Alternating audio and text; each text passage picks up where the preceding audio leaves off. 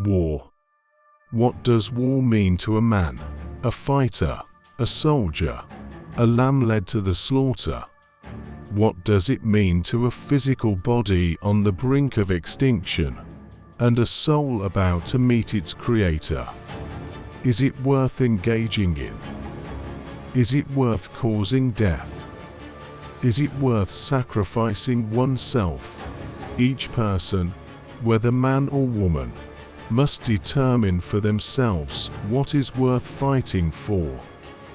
In my view, if you find yourself in such a situation, you should fight for yourself and for your comrades.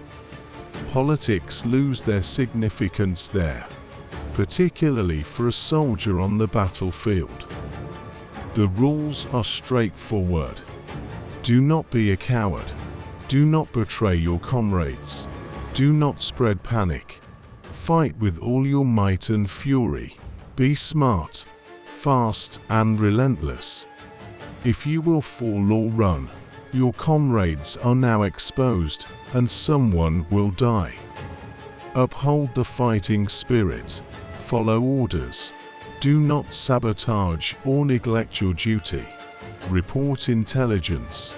Abstain from stealing, alcohol or drug use, trading and profiteering, pillaging, raping, looting, setting fires, spreading disinformation, or inciting local populations against you and your comrades.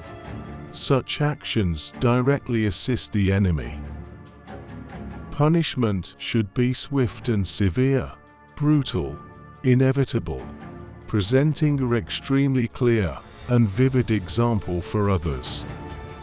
Break these rules, and such punishment will find the renegade and strike them down, often deviating from official regulations.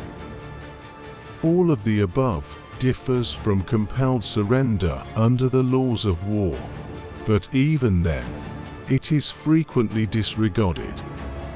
It is vital to understand that this is the precipice, beyond which there is nothing.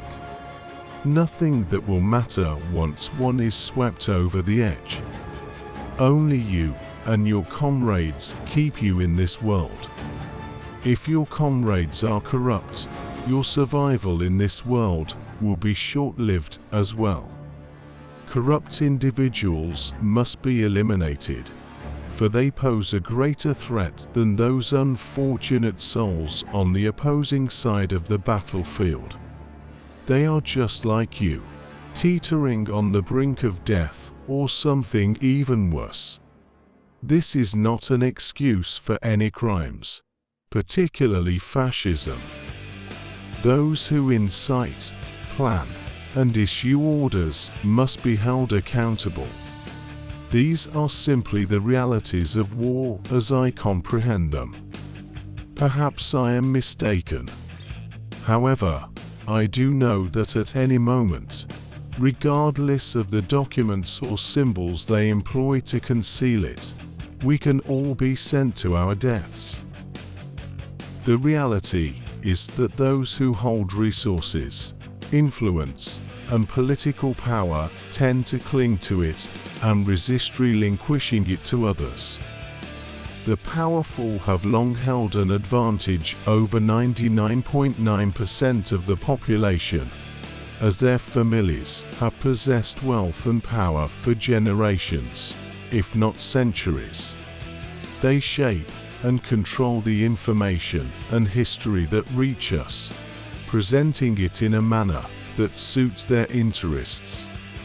They manipulate us, guiding our lives with the sole purpose of serving them, using our bodies and time to work for their benefit, to produce more laborers for their cause, to bear their burdens, to worship them or the false idols they hide behind, and even to fight and die for them.